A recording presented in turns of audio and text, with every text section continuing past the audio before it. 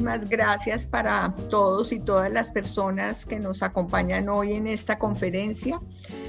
Vamos a mirar unas nociones básicas de lo que significa del derecho para entender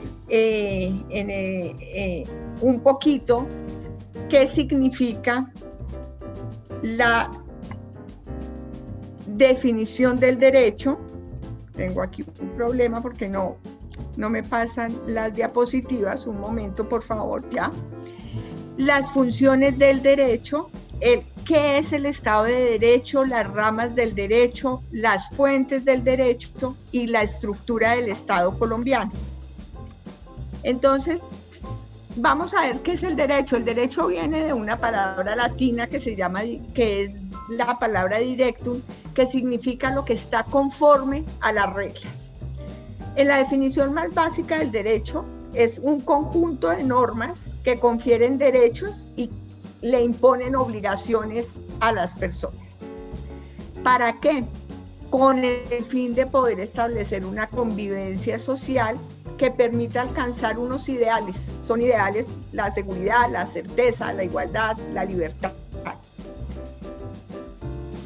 Pero ¿qué pasa? Que ese ordenamiento no solo fija esos derechos y esas obligaciones, ese ordenamiento también designa, dice y organiza cuáles son los sujetos que pueden producir las normas. Es decir, institucionaliza el derecho. Dice cuáles son los órganos encargados de aplicar esas normas, cuándo las puede aplicar y cómo las puede aplicar. Es decir, limita el ejercicio también del poder que tiene el Estado para que los ciudadanos sepan cuándo pueden aplicarles unas normas, en qué casos, cómo, cuándo y qué autoridades pueden. Entendiendo que el derecho al final es una representación del poder del Estado. ¿Cuáles son esas funciones que tiene el derecho? Pues la principal función del derecho, y ha sido la función tradicional, es la dirección de la conducta. Busca dirigir la manera como las personas se conducen a fin de conseguir que hayan unos resultados. La expresión, digamos, por esencia de la dirección de la conducta es el derecho penal. Si una persona comete una conducta o realiza una conducta que se considera un delito, el Estado ejerce su mayor poder porque priva a esa persona de la libertad, y en muchos países en donde existe la pena de muerte, pues inclusive termina con la vida de una persona. Entonces, el derecho, la función fundamental es poder dirigir y conducir la conducta de las personas para poder vivir en esa sociedad. Pero el derecho también tiene otras funciones muy importantes. La primera es la resolución de los conflictos. ¿Por qué? Porque ayuda a que los problemas que surgen entre los particulares y entre los particulares y el Estado se puedan resolver. Es decir, busca encontrar una solución para que la gente pueda resolver esos problemas y no pase a ejercer o a hacer justicia por su propia mano. El derecho también tiene otra función muy importante, que es configurar las condiciones de vida. Es decir, interviene el Estado para que haya un reparto y una distribución de los bienes dentro de la sociedad. Hoy que estamos hablando de ese proyecto de reforma tributaria que probablemente hoy se va a hundir en el Congreso, pero cuando existen impuestos, tasas, contribuciones que pagamos, lo que se busca es que los ingresos que percibe la gente se puedan redistribuir entre toda la sociedad. Por ejemplo, Esa es una manera de configurar las condiciones de vida. Se redistribuyen esos ingresos para que una parte vaya a la educación, para que una parte vaya a la salud, y todas las personas, dentro de lo posible, puedan tener esa posibilidad de estudiar, de tener salud, etc. También, por ejemplo, las normas laborales en donde le dicen, o la norma dice, tiene que existir en Colombia un salario mínimo. Ese salario mínimo tiene por finalidad que dentro de lo que el Estado considera que puede ser un salario digno, todas las personas que trabajan, que tienen un contrato laboral, deben tener mínimo el pago de ese salario. Entonces, eso es una configuración de las condiciones de vida, es decir, a través de las normas lo que está buscando el Estado es mejorar las condiciones de vida en general de las personas que viven en un país. Pero también el derecho organiza el poder social, y eso es lo que les decía, que está relacionado directamente con la institucionalidad del derecho. En ese poder social se designa cuál es la estructura política de un Estado, cuál es la estructura social del Estado. En Colombia, a través de la Constitución política, se define quiénes son las personas que ejercen el poder del Estado. Entonces, por eso la Constitución habla de cómo se elige un presidente, qué se requiere para ser presidente, qué se requiere para ser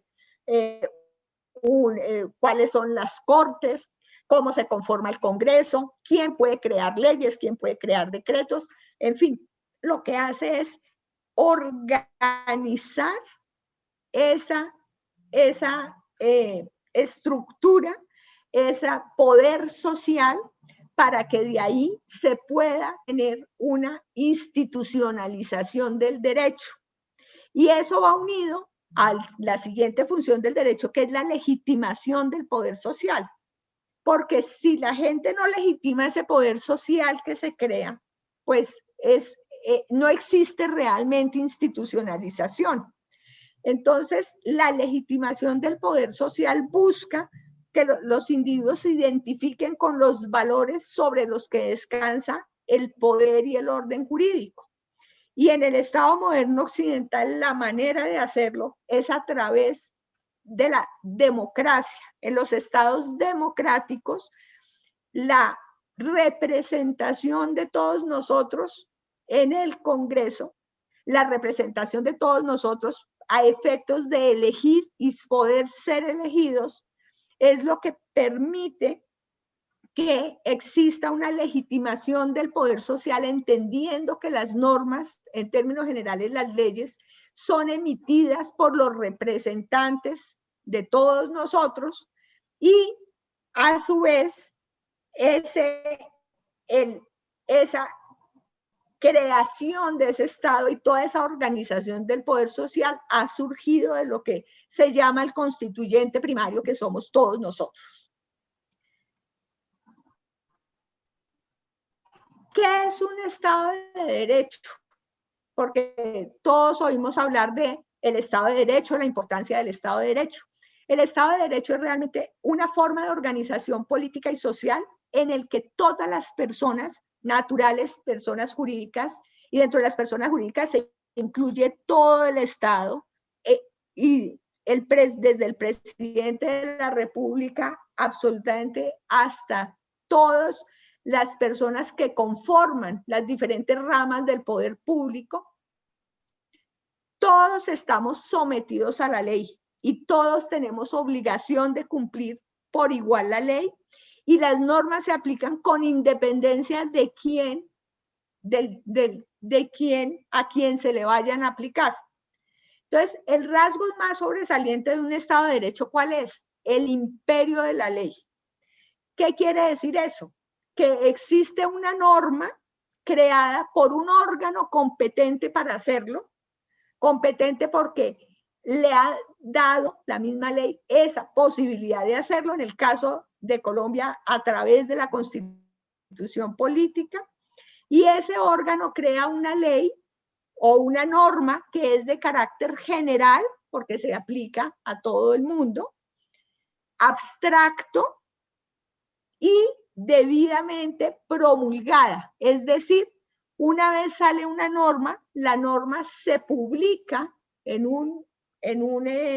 por ejemplo, en el diario oficial o en una gaceta, tratándose de normas municipales o departamentales, y se entiende que con esa publicación todos nosotros conocemos la ley. ¿Eso qué quiere decir? Que el hecho de que una persona frente a un tema diga, no, es que yo no conocía esa ley, le van a decir, qué pena, pero se entiende que una ley promulgada es una ley conocida por todos. Por eso la importancia de la divulgación de las normas. Por eso es que en Legis siempre hemos dicho que durante los 69 años que llevamos, lo que hemos hecho es trabajar para consolidar el Estado de Derecho, porque se requiere que la gente pueda conocer las normas, porque esas normas son aplicables para todo el mundo y todos tenemos y estamos sometidos a la ley. El segundo rasgo más sobresaliente del Estado de Derecho es la separación de los poderes. Vamos a ver al final de esta conferencia la estructura del Estado colombiano y vamos a ver que tenemos 3 ramas del poder público: el poder ejecutivo, el poder legislativo y el poder judicial. Y ese poder de esas ramas está limitado también por la ley. Todas las actividades de esos poderes públicos se entiende que están además bajo un principio que se llama el principio de legalidad. ¿Eso qué quiere decir? Que cuando se dicta una norma, se entiende que esa norma, una vez promulgada, entra a ser parte del ordenamiento jurídico y que debe aplicarse. Ese es el principio de legalidad. Para no aplicarla,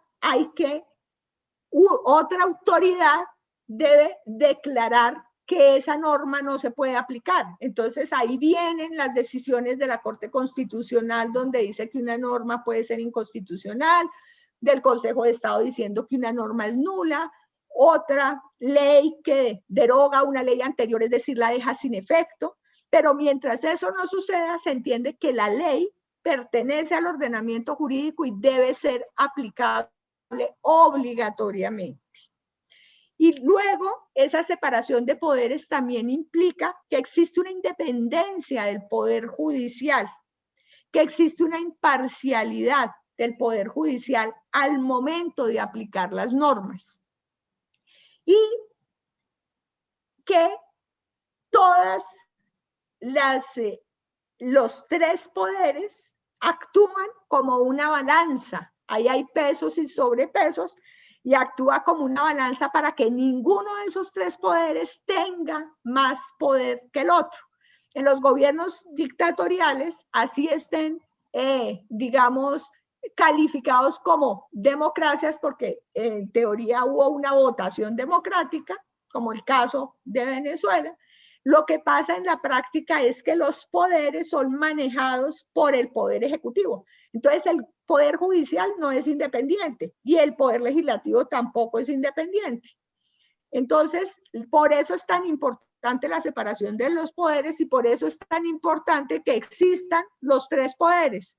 Entonces, cuando yo oigo todas esas cartas que pasan, que hay que cerrar el Congreso, que hay que desaparecer el Congreso, pues si eso sucediera, ¿qué pasaría? Que nos quedaríamos en un tema donde existiría un desbalance, o que hay que cerrar la Corte Constitucional, por ejemplo. Si se dijera eso, pues habría un desbalance porque no habría quien le pusiera, analizara los límites de esas leyes que se dictan para que no vayan en contravía de las normas constitucionales que en general buscan defender los derechos de las personas.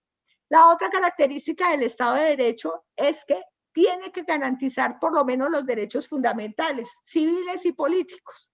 Derechos fundamentales son la libertad religiosa, la libertad de expresión, las libertades en general que conocemos como fundamentales que trae la Constitución, la libertad, la educación, etc. Y los derechos políticos, pues es el derecho al voto, el derecho a poder elegir y ser elegido. En la medida en que las democracias han ido avanzando, esos derechos fundamentales se han ampliado. Y hoy los derechos fundamentales, ya hablamos también, por ejemplo, de los derechos culturales como derechos fundamentales, el derecho al medio ambiente como un derecho fundamental, etc. Y la otra característica de un Estado de Derecho muy importante es que la Constitución limita el poder del legislador y hay un control judicial sobre lo que emite el legislador. Y por eso es que la Corte Constitucional puede declarar inconstitucional una norma, porque considera que con esa norma se están violando principios constitucionales en el entendimiento. Entonces, todos esos elementos son los que conforman realmente un Estado de Derecho, y en la medida en que se ayude a fortalecer esos rasgos sobresalientes del Estado de Derecho, se van a lograr tener estados mucho más sólidos y más fuertes. Vamos a ver cuáles son las ramas del derecho. Entonces, las ramas del derecho fundamentalmente y tradicionalmente se han dividido en dos ramas del derecho: el derecho público y el derecho privado. El derecho público, ¿qué hace? Regular las relaciones entre el Estado y los particulares, mientras que el derecho privado regula las relaciones entre los particulares. Entonces, por ejemplo, si una persona vende su vehículo a otra y tiene un problema en ese negocio que hizo, esa situación o ese contrato y la manera de resolver ese problema está enmarcada dentro del derecho privado.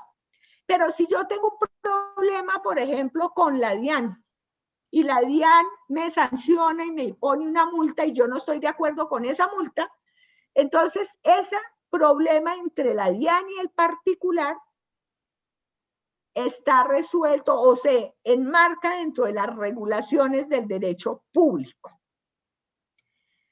Y dentro del derecho público vamos a ver ¿qué ramas hay? Estas son las ramas, digamos, como más grandes. En la medida en que van apareciendo temas nuevos, pues pueden ir apareciendo nuevas ramas del derecho.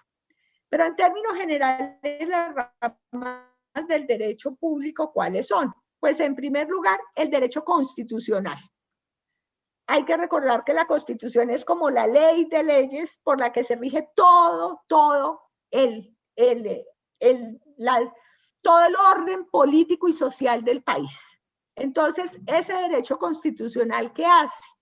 Pues estudia la estructura del Estado, cuál es la soberanía, los mecanismos de autolimitación que tienen esos poderes del Estado que vimos antes, el poder ejecutivo, legislativo, el poder judicial, cuáles son los derechos que tenemos los ciudadanos, cuáles son las obligaciones que tenemos los ciudadanos. En fin, estructura toda esa organización política y social. Está el derecho administrativo. ¿Y qué hace el derecho administrativo? Pues regular ya la actividad del Estado. Entonces, las relaciones entre el Estado y los particulares están reguladas ahí por el derecho administrativo. El derecho administrativo le dice a uno cómo se interpone un derecho de petición ante una entidad pública, cómo interpongo un recurso, cómo voy ante los tribunales cuando tengo problemas con el Estado, etc. Luego viene el derecho penal. Pues el derecho penal es el conjunto de normas mediante las cuales el Estado indica qué conductas las personas no pueden hacer, por qué de hacerlas están incurriendo en un delito y por tanto se les van a aplicar unas normas. Luego está el derecho procesal. ¿Y el derecho procesal qué hace? Pues el derecho procesal nos muestra o nos indica cómo es la manera como nosotros, las partes, vamos a actuar si tenemos un proceso ante las autoridades judiciales o ante las autoridades administrativas. Entonces, por ejemplo, si un hijo que no ha sido reconocido por el papá quiere lograr ese reconocimiento, él inicia un proceso de filiación ante un juez de familia. Y en ese proceso de filiación, los procesales le dicen, usted tiene que presentar una demanda, esa demanda tiene las siguientes características, debe presentar tales documentos, le dice cómo se presentan las pruebas, le procesar los términos que existen, para que al final de ese proceso o no reconocen la filiación. Entonces, ese derecho procesal son esas normas. Y en Colombia existe un derecho procesal para el derecho privado que está recogido en el Código General del Proceso, que aplica básicamente a los temas civiles y mercantiles o comerciales. Existe un Código de Procedimiento Laboral que se aplica para los temas laborales y que está incorporado dentro del Código Sustantivo del Trabajo. Existen unas normas procesales para acudir a la jurisdicción cuando uno tiene problemas con el Estado y están contenidas dentro del Código Procesal Administrativo y de lo contencioso administrativo.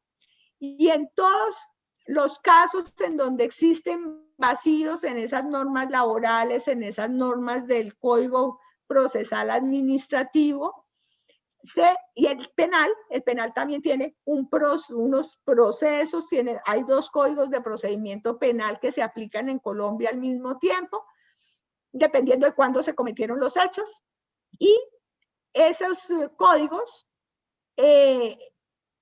cuando tienen vacíos, en términos generales, se aplican las normas del Código General del Proceso que se aplica en materia civil y mercantil.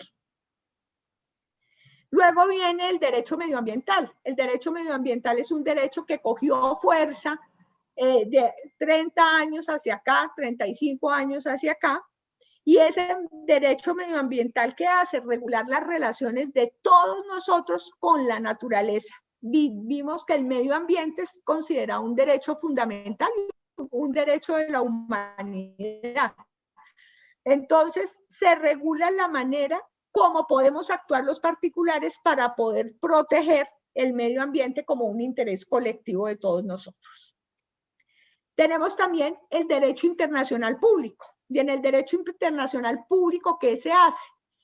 Es las normas que regulan la relación entre países del mundo y igualmente de los organismos que son multilaterales internacionales. Entonces, ese derecho internacional público lo que hace es regular esas relaciones entre los estados. Está el derecho tributario. El derecho tributario, pues, es la creación de tributos, la manera como se crean, cómo se cobran, las sanciones que existen cuando uno no paga los tributos como corresponde. Eso es lo que se denomina el derecho tributario. Está también el derecho migratorio. El derecho migratorio, ¿qué hace?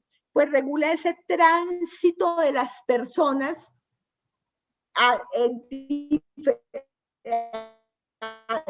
que van a distintos países. Es ese tránsito internacional de las personas. Y igualmente regula la manera como una persona se puede nacionalizar en un país, cómo puede permanecer dentro de un país, qué visa le van a otorgar, cuáles son los derechos de los ciudadanos o esos extranjeros que se encuentran en un país, etcétera. Eso es lo que se denomina el derecho migratorio.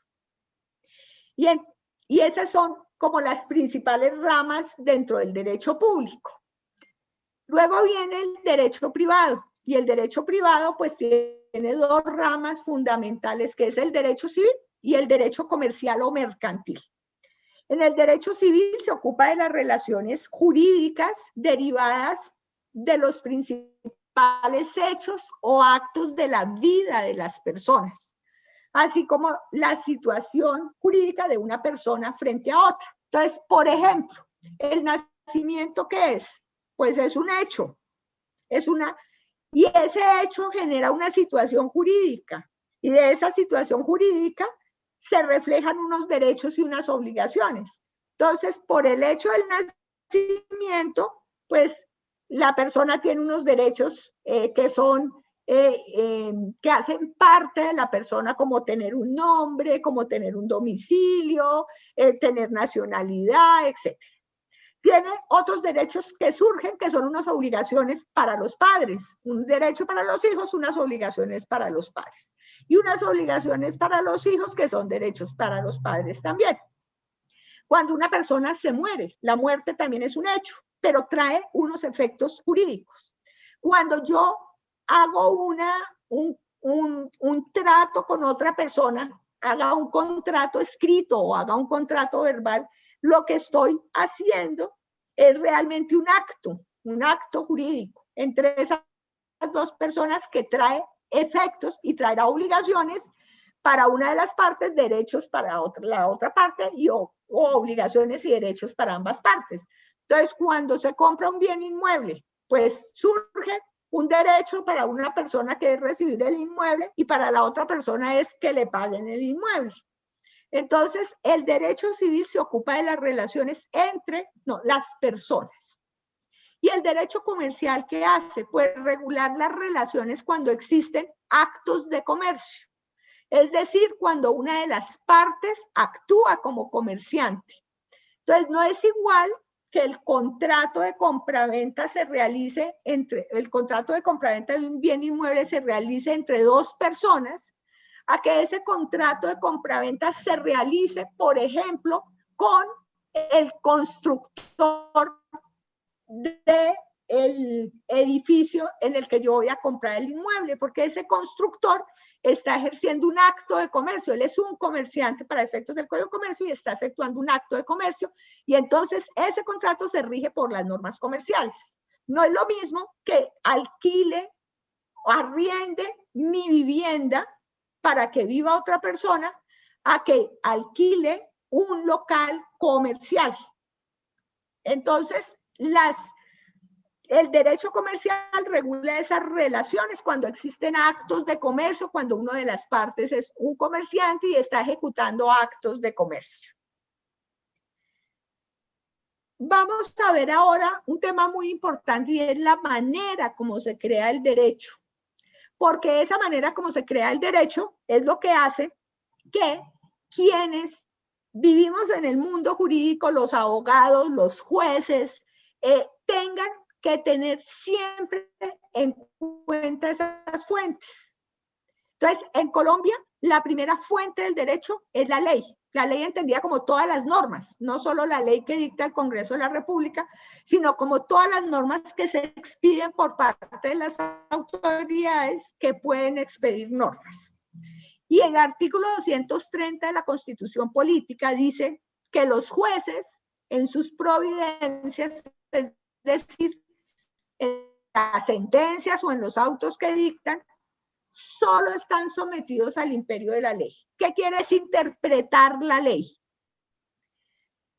En Colombia, la Constitución Política es la norma de normas. Y después de esa Constitución viene lo que denominamos la pirámide de Kelsen, que es como la organización jerárquica de las normas. La Constitución es el papá de todo el mundo jurídico. Cuando el Congreso dicta leyes, porque quien dicta leyes es el Congreso, o cuando el presidente de la República expide, porque la Constitución trae unos casos específicos en donde el presidente puede dictar lo que se denominan decretos leyes, que tienen el mismo nivel de las leyes. Cuando eso sucede, entonces esta ley y esos decretos leyes tienen que dictarse atendiendo todos los principios y las normas que la Constitución trae.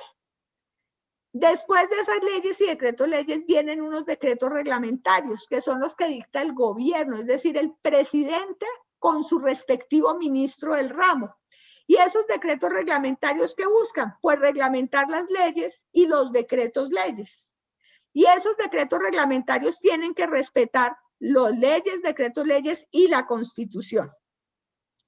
Luego vienen otros actos que dictan autoridades de orden nacional, como los ministros, los superintendentes, los directores, por ejemplo, del Banco de la República, etcétera.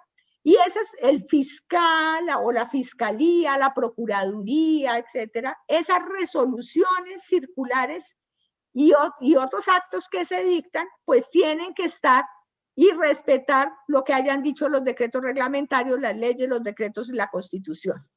Y después de eso vienen las ordenanzas departamentales, los acuerdos municipales. Las ordenanzas son las que dictan las asambleas departamentales, los acuerdos municipales los que dicta el consejo. Y estos tienen que respetar hacia arriba toda esa pirámide. Luego vienen los decretos de los gobernadores y los alcaldes. Esos son decretos que dicta el alcalde, por ejemplo, la alcaldesa de Bogotá. Dicta unos decretos, ese decreto lo dicta ella con, por ejemplo, el secretario de Salud de Bogotá. Ahora en el tema del COVID, todos los decretos que ha dictado estableciendo las medidas que se toman en la ciudad. Esos decretos que dictan los gobernadores y alcaldes tienen que atender todas las normas que están pintadas en esta pirámide hacia arriba. No pueden ir en contravía de ninguna de esas normas. Y después vendrán los otros actos que dicten esas autoridades municipales o departamentales. Por ejemplo, una resolución que dicte el secretario de Hacienda de un municipio o una resolución que dicte el secretario de Salud de un departamento. Entonces, esos actos, esas normas, cuando se dictan, deben respetar todas las normas. Y un juez y un abogado lo primero que tiene que hacer es conocer las normas que se aplican. Porque esas normas que se aplican son las que él va a interpretar. Luego viene, está pasando por acá, por la calle, un camión haciendo ruido. Entonces, la segunda fuente del derecho, ¿cuál es? La costumbre. ¿Y la costumbre qué es? Pues es un derecho que no se encuentra en la ley.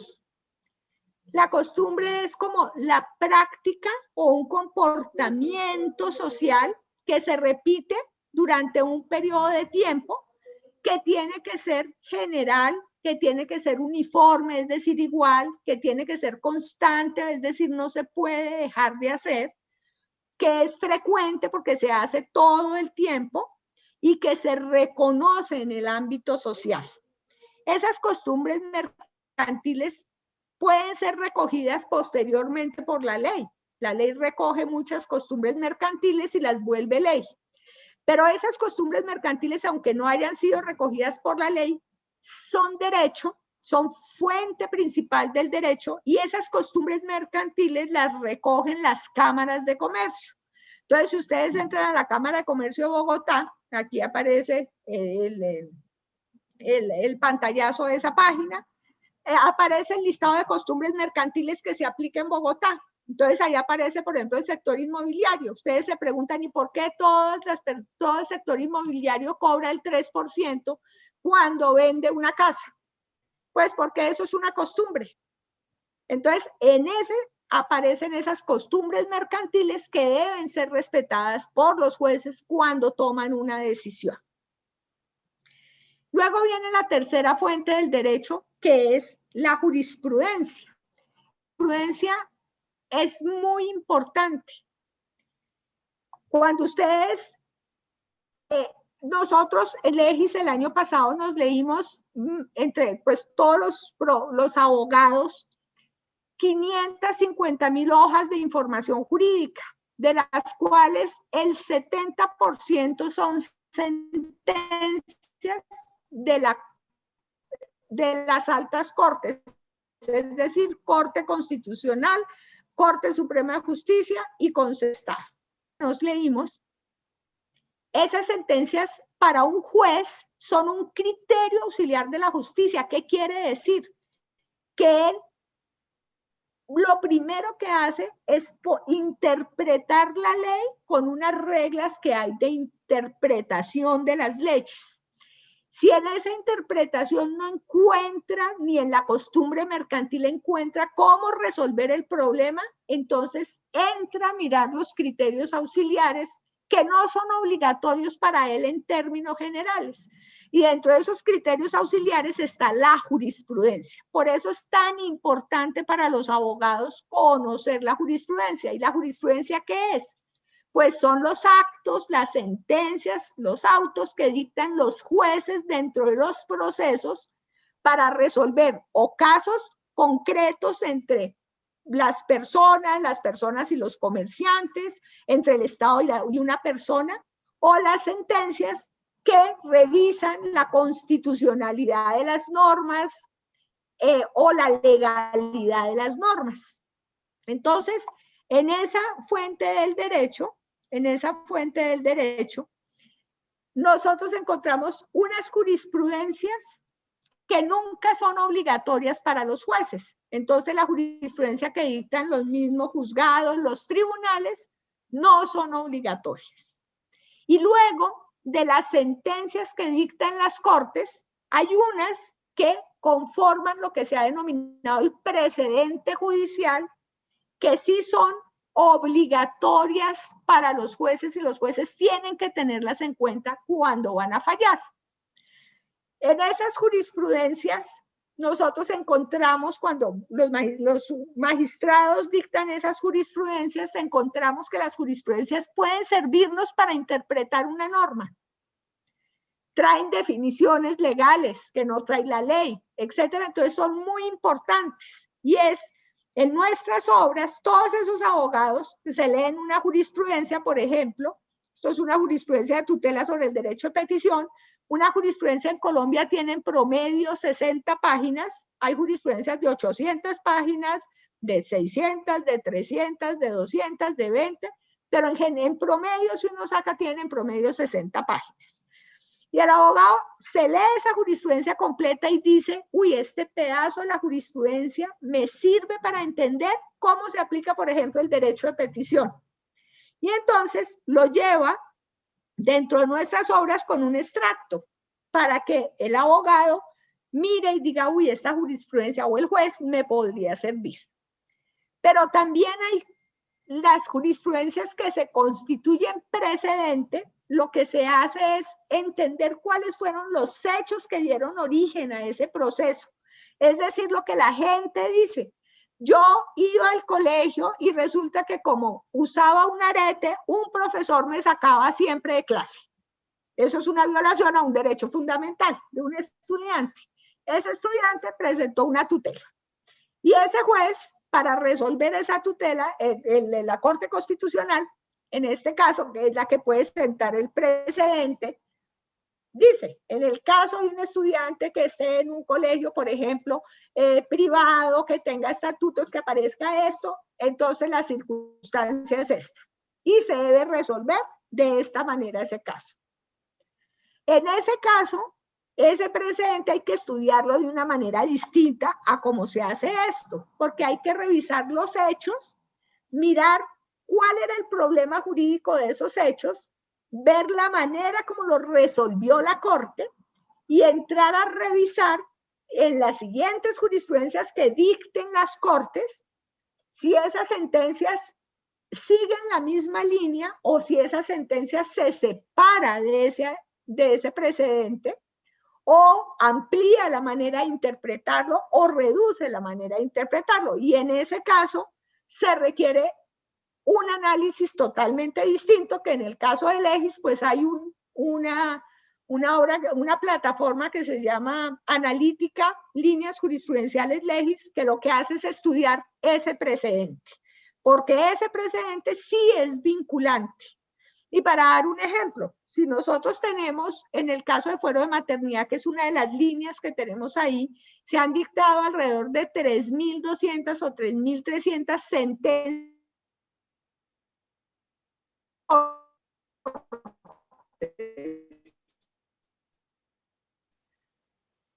El precedente, constituyen el precedente y son las que son de obligatorio cumplimiento.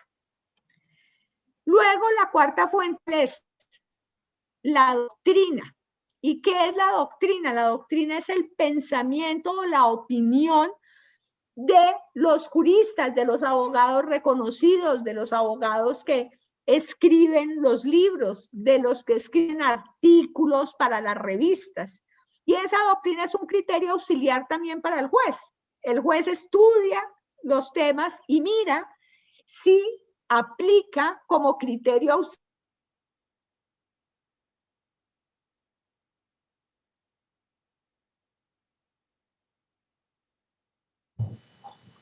Doctora Marta, ¿es posible desactivar el video de la cámara para que no le consuma ancho de banda? Se entrecortó la comunicación.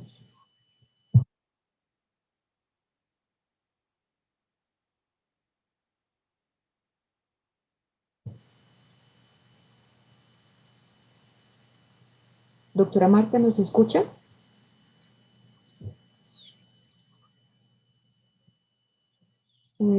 Demos una espera para que se reactive la conectividad de la doctora Marta.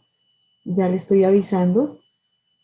Parece que se le fue la conectividad y salió de nuestra sala. Ya esperemos un momento que ella vuelva y se una.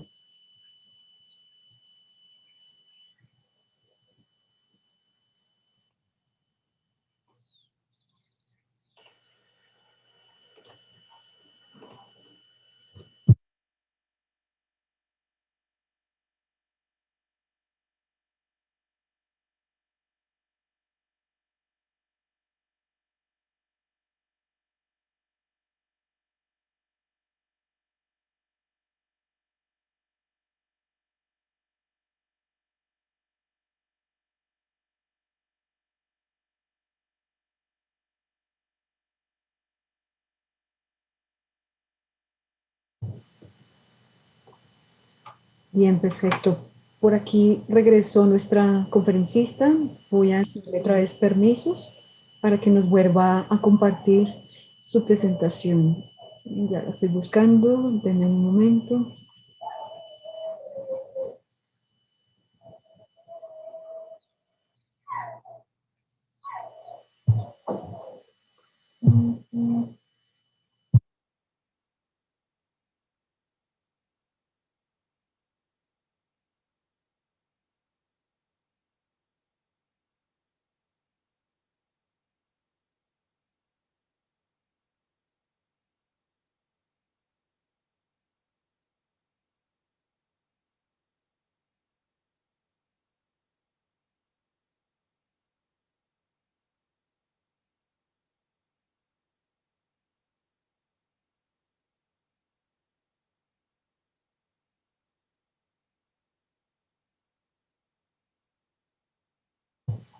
Doctora Marta, ya la vemos conectada, entonces ya le voy a asignar nuevamente permisos.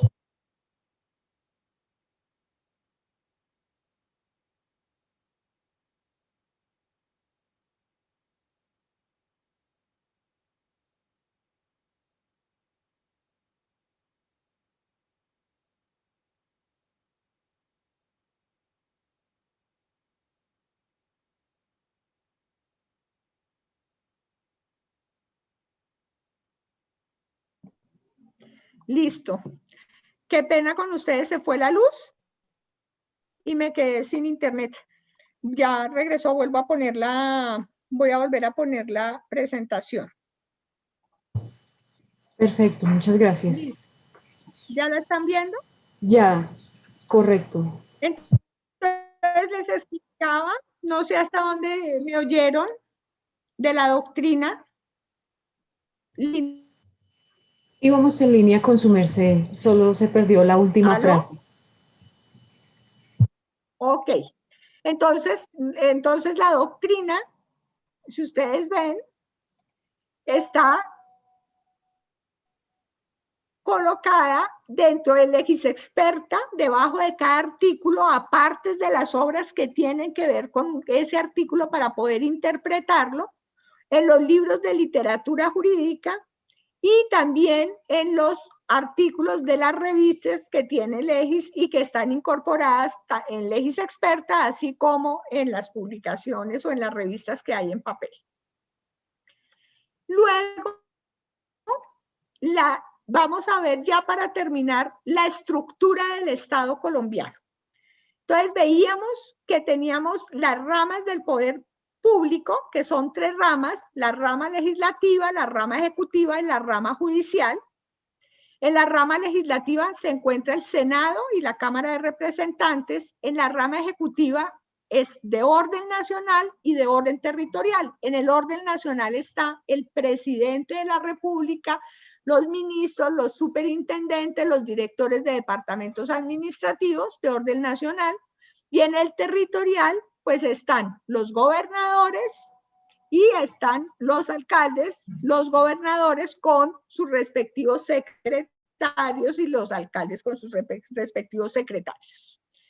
La judicial está compuesta por la Corte Constitucional, la Corte Suprema de Justicia, el Consejo de Estado y el Consejo Superior de la Judicatura, que en teoría se creó la Comisión Nacional de Disciplina Judicial, porque si se acuerdan, el Consejo Superior de la Judicatura se iba a acabar. Se acaba de nombrar esa Comisión Nacional de Disciplina Judicial, pero el Consejo Superior de la Judicatura sigue funcionando. Dentro de la rama judicial se encuentra la Fiscalía General de la Nación y el resto de los jueces y de los tribunales que hay en el país. Luego existen unos órganos con un estatuto constitucional propio. Tienen un régimen legal especial, son autónomos y son independientes de estas ramas del poder público. Son el Banco de la República, los entes universitarios autónomos, es decir, las universidades públicas o entes universitarios, las corporaciones autónomas regionales como la CAR y la Comisión Nacional del Servicio Civil. Y luego hay otros órganos que tienen un régimen legal especial. La NTV, que está en liquidación. Hoy las funciones de la NTV las cogió el MINTIC. Está la Agencia Nacional de Infraestructura, de Minería, la Agencia Nacional de Hidrocarburos, el ICETEX, el ICFES, Colpensiones, en fin, otras entidades que tienen un régimen legal especial. Y hay un órgano autónomo y independiente que es la Defensoría del Pueblo. Y luego están los órganos de control. Los órganos de control son el Ministerio Público, que está conformado por la Procuraduría General de la Nación y las personerías distritales y municipales, y la Contraloría General de la República, que tiene seccionales también. Hay contralorías territoriales y la nacional. Y luego viene la organización electoral, que está compuesta por la Registraduría Nacional del Estado Civil y el Consejo Nacional Electoral. Esta es la manera como está estructurado el Estado colombiano. Esto es una ayuda práctica que está dentro de una obra de Legis Experta, en donde también hay videos que pueden explicar diferentes temas relacionados con la información que nosotros manejamos y el conocimiento que aparece en estas publicaciones.